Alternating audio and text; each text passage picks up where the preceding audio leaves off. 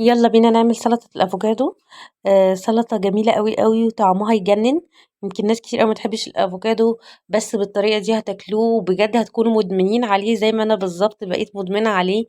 آه بجد السلطة دي مفيدة وصحية جدا، وكمان فيها دهون صحية أو مشبعة في الأفوكادو، فدي حلوة قوي. كمان للناس اللي بتعمل رجيم الكيتو تقدر تاكلها بكل يعني ثقة، وما تخافش إنها تخرج من الكيتو. بس طبعًا مش هنحط عيش أو نشويات مع السلطة، هتتاكل كده حاف.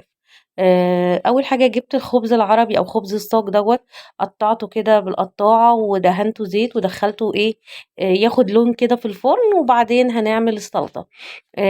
أنا جبت حبّاية من الأفوكادو، هرست نُصّها بشوكة كده زي ما أنتم شايفين، وهاقطّع عليها خضار. بصلاية، معلش خلّتني أعيّط، البصل حامي جدًا، جدًا، فخلّاني أعيّط. فبرضه ما حبيتش أقطع اللقطة دي، حبيت أعرّفكم إن إحنا بنتعب والله.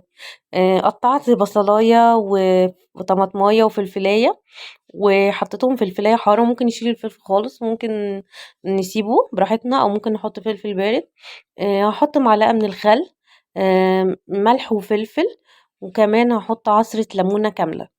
هاقلّب بقى كل المكونات دي مع بعض بتاعة السلطة، وبعدين النُص التاني من الأفوكادو هاقطّعها كده مكعبات زي المانجا كده، وإيه عشان تكون بقى إيه، فيها قطع كده برضه إيه نحس بيها وتبان في الشكل وكمان في الطعم نحس إن إحنا بناكل أفوكادو.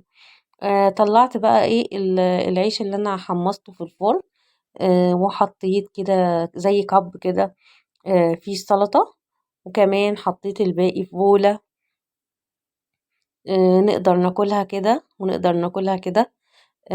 وطبعًا أنا باعشق الوصفة دي جدًا، فعايزة أقول لكم إن أنا قعدت آكل فيها بعد ما خلّصت الفيديو وما فصلتش الفيديو من جمالها، بجد جميلة. أنا يعني زمان أوي جرّبت آكل الأفوكادو لوحده كده، ما كانش بالنسبة لي مقبول يعني، لكن بالطريقة دي تحفة، بجد تحفة، تحفة.